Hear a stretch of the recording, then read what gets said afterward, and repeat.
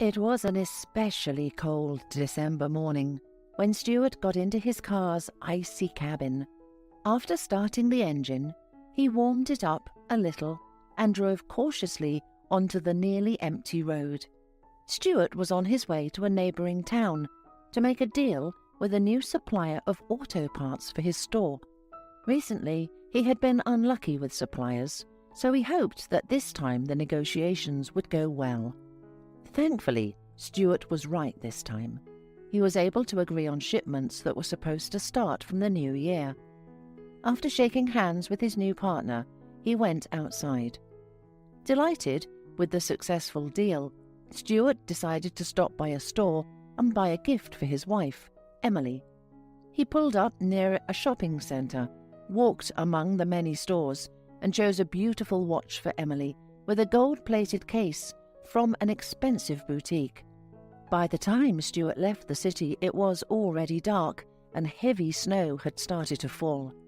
Visibility on the road was rapidly deteriorating, and even with the headlights on and the windshield wipers working, it was almost impossible to see anything in the distance. When Stuart drove onto an intersection, he only had time to notice something dark on the left with his peripheral vision. He started to brake, but it was already too late. A heavy logging truck that had jumped onto the highway easily knocked Stuart's car off the road, crushing the driver's side with its huge bumper. "Hey, how are you there? Are you alive?" Stuart struggled to open his eyes and saw through the broken glass the face of an unfamiliar man. The man immediately got busy, tried to open the door, but it didn't budge. Then he ran for a pry bar and, with difficulty, but broke the battered door and, picking Stuart up by the arms, dragged him outside. Stuart gathered his strength, turned his head, looked at his feet, and was horrified that his feet were completely crushed and left bloody tracks in the snow. His last strength left him, and Stuart lost consciousness. He woke up in the hospital. The first thing he did was try to move his toes, and realizing they were gone, moaned in pain and despair. A grey-haired doctor came into the ward, carefully examined his bandaged limbs, and seeing the patient's suffering on his face, said, "Well, calm down, please. It's not as bad as it could have been. You lost a lot of blood, and it's just a miracle that you survived." Emily arrived in the evening, tears in her eyes, as she sat down next to him and took his hand in hers. Stuart looked at her and remembered buying her a watch at the store, and groaned at his own foolishness. "I stopped by the store to buy you a watch. Why couldn't I have just stayed home?" he muttered. "Stuart, everything will be good. Don't worry." His wife tried to reassure him, holding his hand tighter. "What's so good about this? Who needs me now?" Stuart said irritably. "Tell Graham to manage the store himself from now on," he added, turning to the wall. After being discharged, Emily suggested that Stuart live in his late grandfather's old house outside the city, surrounded by nature. Stuart agreed, seeing it as a good idea. Emily packed her husband's things in a suitcase and one more time offered to hire a caregiver for Stuart, but he angrily refused. He got out of bed to show her that he could take care of himself, but a sharp pain in his lower back forced him back onto the bed. Gritting his teeth to keep from screaming in pain, he made another attempt and moved to his wheelchair, showing his wife that he didn't need anyone's help. With a proud look, he left the room. Everything in his grandfather's house was as simple as ever, but beautiful in its own way. Stuart gazed at his grandfather's portrait and suddenly remembered what he was like when he was alive. Although it had been 5 years since his passing, Stuart still vividly remembered his grandpa. He remembered his face, overgrown with stiff bristles, and his old crumpled work shirt, stained with gasoline and tobacco. He wore it all the time, taking it off only for washing. Grandfather died 5 years ago, but Stuart still missed him. These memories took him back to the distant past. He remembered the times when his mother was still alive, before she was diagnosed with cancer. Every morning she used to make him pancakes and carrot fritters, which he loved. It all felt so close now that Stuart completely withdrew into himself and sat in his wheelchair, hypnotized. "Stuart, are you even listening to me?" Emily called out to him. "I might be leaving soon. Don't miss me too much, I'll be back. And call me if you need anything." "Okay," Stuart nodded. "Don't forget about me while you're gone," he joked, but his wife flinched at his words. "How can you say that?" Emily said, offended. Then she kissed her husband goodbye and left quietly. Stuart watched as the heavy door closed behind his wife, and at that moment it seemed to him that he had lost her for the last time. He instinctively jerked forward, but a sharp pain pierced his back, and he, groaning, wearily sank into his wheelchair. A month passed. At first Emily called Stuart almost every day, inquiring about his health, offering help, but then her calls became less frequent, and finally stopped altogether. Stuart, in a troubled foreboding, tried to reach Emily himself, but her phone did not answer. Stuart guessed that Emily had left him and decided to live her own life, so he soon gave up his attempts to contact her. Deep down he understood his wife, because not everyone can find the strength to take on such a heavy burden as him, but resentment firmly settled in his heart and did not give him peace, neither day nor night.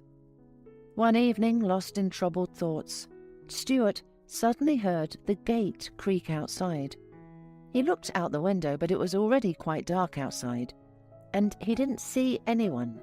Thinking that he had imagined it, he was about to immerse himself in his thoughts again, but then he clearly heard a knock on the door. "It's open, come in," Stuart called out, wondering who could come to visit him at this time. The door opened, and to his surprise, Stuart saw his neighbour, Penelope, standing on the threshold.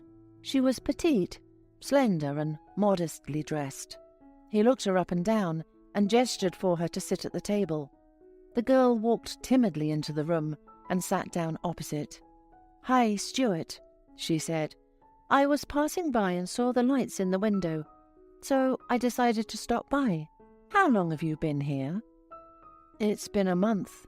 I just haven't left the house," Stuart said gloomily as he rolled out from behind the table, demonstrating his wheelchair. "What happened to you?" Penelope exclaimed concernedly. Stuart wearily waved his hand and told Penelope the story. He had barely finished when they heard a noise from outside, and then someone, drunk, started calling out for Penelope rudely. "Is that your stepfather?" Stuart asked. The girl sadly nodded and explained that her stepfather had been drinking heavily for a long time, almost lost his mind, and life with him at home had become unbearable for her. Penelope could have gone to the city to study, but without money it was impossible, and there was nowhere to earn money in the village. Shivering from the cold, Penelope approached the stove to warm her hands and turned to Stuart. "Can I stay with you tonight? I'm scared to go back home. He'll definitely beat me." Stuart nodded and suggested that Penelope choose any place she felt comfortable. While wincing in pain, he approached the stove and removed a pot of potatoes from the burner. Seeing Stuart's anguish, Penelope took the pot from him and helped set the table. "You need to see Mr. Gazzard," she advised. "People come from all over the region to see him. He'll fix your back right away." "That sorcerer," Stuart laughed, recalling old Mr. Gazzard living in the forest. "He's a healer," Penelope corrected him sternly. "Last summer I dislocated my leg, and he fixed it so well that there wasn't even a trace left." Stuart waved his hand, promising to visit Mr. Gazzard somehow, and suggested Penelope distract herself from the conversation and finally have dinner. A month passed. Penelope visited Stuart every day, helped with the household chores, chatted with him over a cup of tea, and once brought Mr. Gazzard to his place. He immediately examined Stuart, running his fingers over his spine and pressing on one of the vertebrae so hard that Stuart almost passed out. Mr. Gazzard told him to endure a little and repeated his manipulations several more times. "Done," he said, patting Stuart gently on the back. "It won't hurt you any more." Stuart smiled incredulously, but within a few hours he realized that he really felt better. Within a couple of days he could easily turn his torso, bend and straighten his back, and even while sitting in his wheelchair, he could do housework. He went out to the garden for the first time and put the plot in order, and didn't even feel tired. Returning to the house, he realized for the first time in months that there were pleasant moments in life. But before he could enjoy this new feeling, he was startled by the unexpected sound of the phone ringing. It was Martha, Emily's sister. She struggled to find the right words for a while, but eventually she gathered the courage to tell Stuart that Emily had decided to file for divorce. Stuart was stunned and didn't know what to say. It seemed to him that the remnants of his world had collapsed into an abyss, taking his hope with it. "Why?" he managed to say after a long silence. "They're planning to get married," Martha said, embarrassed. Stuart felt like he couldn't breathe. He asked Martha to call back, and after turning off his phone, threw it into the corner of the room. Slowly, he walked to his grandfather's old chest of drawers, opened the top drawer, and took out an antique straight razor with a beautiful bone handle. Stuart ran his finger along the blade to make sure it was still as sharp as it was years ago and started to think. He imagined himself making just one thin cut and finally getting rid of the pain in his heart. Bitter thoughts, loneliness at night, and endless suffering. Someone knocked on the gate, and fast footsteps approached.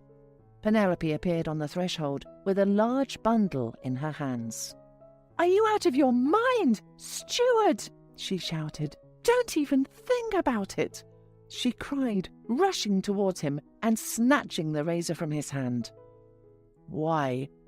Why did you want to do that? Everything was so good." "Are you kidding at me? You all say that, but in reality you pity me. What good is it to be without feet and not be able to live my life to the fullest?" he shouted and hit his stumps with all his might.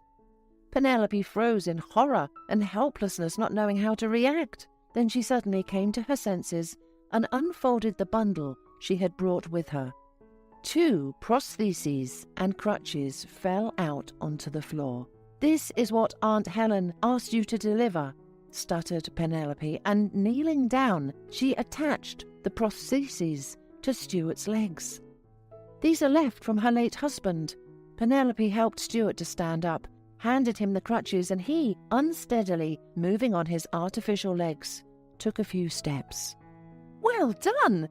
See how great it is!" Penelope rejoiced, tenderly observing every movement of Stuart. Stuart walked around the room, took a breather, and approached the girl. "Thank you. It's really not bad at all." He smiled and held Penelope close to him. The girl immediately hugged Stuart by the neck and kissed him. Regaining her senses, she recoiled in fear, but Stuart managed to grab her by the waist, pulled her close, and running his hand through her lush hair, brought the girl's face so close that their lips met again in a hot kiss. That night they spent together, for the first time, as a couple. A week later, Stuart went to the city to divorce his wife and check on the business of the store. The divorce procedure went quickly, and Stuart, dryly saying goodbye to his ex-wife, quickly left the registry office. Emily tried to stop Stuart to ask for forgiveness, but he did not even look at her and walked past, tightly squeezing the crutches. Stuart called a taxi and went to the store. Entering inside, he looked around confusedly. The store was empty. There were some crumpled boxes and old unsold parts lying on the dusty showcases. Stuart approached Graham, bent over the cash register, and hit the floor with a crutch with force. Graham looked up and recoiled in horror. "Stuart, if you're about Emily, then she—" He started speaking nervously. "I'm not interested in those details," Stuart interrupted him. "I came about the store. I see things are not going well." Graham collected all the bills and small coins in the cash register, put them in a bag, and handed them to Stuart. "We need to sell the store," he said. "There are no buyers, no profits, only expenses." "It's not up to you to decide. This is my store, and I will decide what to do with it. And believe me, I can handle this problem." Stuart sharply replied and left the store without saying goodbye. Stuart was sorry for his business. He had put great effort into this store, but there was nowhere to take the money for investing in it. The only solution could be a loan from the bank, but he doubted that he would be approved. At home he shared his doubts with Penelope, and the girl suddenly, as if remembering something, looked at him with wide-open eyes, and then, asking him to wait a little, ran out onto the street towards her house. She returned in a few minutes and handed Stuart a large black key, clearly of antique workmanship, decorated with intricate carving. "Your grandfather asked me shortly before his death to keep this key and give it to you.